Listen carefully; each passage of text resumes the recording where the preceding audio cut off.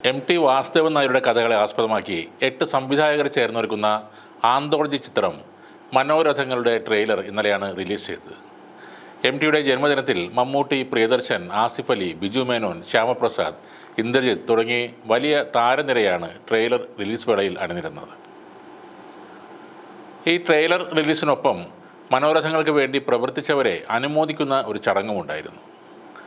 ഇതിനിടയിൽ നടൻ ആസിഫ് അലിയിൽ നിന്ന് പുരസ്കാരം ഏറ്റുവാങ്ങാൻ സംഗീത സംവിധായകൻ രമേശ് നാരായണൻ തയ്യാറായില്ലെന്ന തരത്തിലുള്ള വിമർശനങ്ങളാണ് ഇപ്പോൾ പുറത്തു വരുന്നത്. ആന്തോളജിയിൽ ജയരാജ് സംവിധാനം ചെയ്ത ചിത്രത്തിന് വേണ്ടി സംഗീതം നൽകിയിരിക്കുന്നത് രമേശ് നാരായണനാണ്. രമേശ് നാരായണന് പുരസ്കാരം നൽകാൻ ആസിഫ് അലിയെ വിളിക്കുന്നത് വീഡിയോയിൽ നമുക്ക് കാണാം.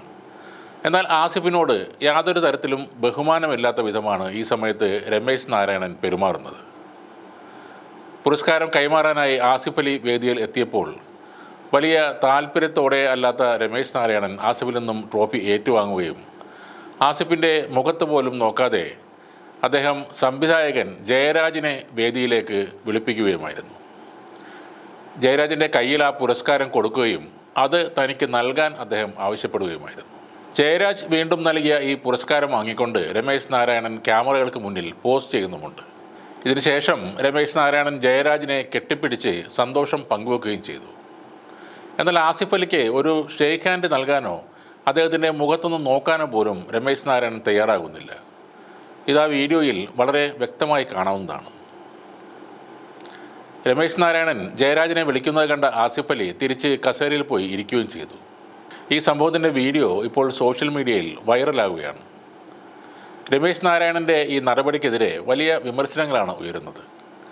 ഒരു പൊതുചടങ്ങിൽ ക്യാമറകൾക്ക് മുന്നിൽ അപമാനിതനാവുക എന്നത് വല്ലാത്തൊരു അവസ്ഥയാണെന്നും ആസിഫ് അലിയോടുള്ള രമേശ് നാരായണൻ്റെ ഈ പെരുമാറ്റം അംഗീകരിക്കാൻ ആകില്ലെന്നുമാണ് പലരും സോഷ്യൽ മീഡിയയിൽ കമൻ്റായി പറയുന്നത്. അവാർഡ് കൈപ്പറ്റുന്നതിൽ തെറ്റിദ്ധാരണ ഉണ്ടായി എന്നൊക്കെ പറഞ്ഞ് ഈ സംഭവം ഒതുക്കാൻ പലരും ഇപ്പോൾ ഫേസ്ബുക്കിൽ കഥകൾ എഴുതി വിടുന്നുമുണ്ട്. എന്നാൽ എന്ത് കാരണം കൊണ്ടായാലും ആസിഫ് അലി ആ വലിയ സദസ്സിൽ അപമാനിതനായി എന്നതാണ് യാഥാർത്ഥ്യം. ആസിഫ് അലിയെ എന്തുകൊണ്ടാണ് രമേശ് നാരായണൻ എന്നയാൾക്ക് സ്വീകാര്യനല്ലാത്തത് എന്നറിയില്ല. സിനിമാ കരിയറിൽ 15 വർഷം പിന്നിട്ട വ്യക്തിയാണ് ആസിഫ് അലി. ശ്യാമപ്രസാദ് സംവിധാനം ചെയ്ത ഋതുവിലൂടെയാണ് ആസിഫ് തൻ്റെ കരിയർ ആരംഭിക്കുന്നത്. ഏറ്റവും ഒടുവിലിറങ്ങിയ തലവൻ എന്ന ചിത്രവും മികച്ച പ്രതികരണമാണ് ബോക്സ് ഓഫീസിൽ നേടിയത്.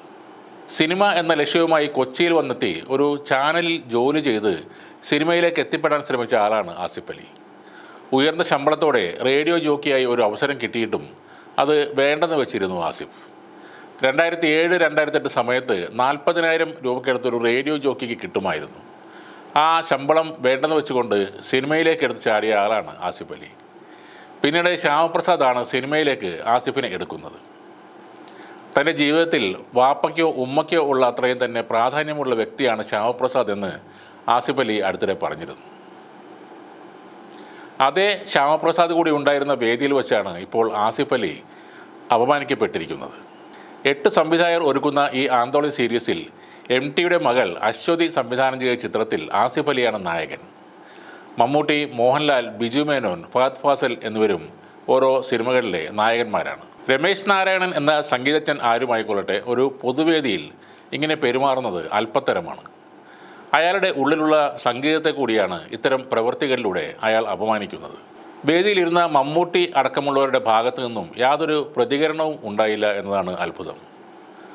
ആസിഫ് അലിയുടെ ഗുരുതുല്യനായ ശ്യാമപ്രസാദും ഈ വിഷയത്തിൽ ഒന്നും പ്രതികരിച്ചിട്ടില്ല. മമ്മൂട്ടിക്കോ മോഹൻലാലിനോ ഒപ്പമല്ലെങ്കിലും മുഖ്യധാര സിനിമയിലെ സൂപ്പർ താരങ്ങളിൽ ഒരാൾ തന്നെയാണ് ആസിഫ് അലി. രമേശ് നാരായണൻ ആരാണെന്ന് ഒന്ന് സ്വയം വിലയിരുത്തുന്നത് വളരെ നന്നായിരിക്കും. നേരത്തെ ഒരു സിനിമയിൽ ഗായകൻ ജയചന്ദ്രനെ കൊണ്ട് പാട്ടുകൾ പാടിച്ച വിഷയത്തിൽ രമേശ് നാരായണൻ പൃഥ്വിരാജിനെയും കുറ്റപ്പെടുത്തിയിരുന്നു. എന്നാൽ പാട്ടുകൾ ആരെക്കൊണ്ട് പാടിക്കണം എന്നത് സിനിമയുടെ സംവിധായകൻ തീരുമാനിക്കുമെന്നാണ് അന്ന് RS വിമൽ ഇയാൾക്ക് നൽകിയ മറുപടി.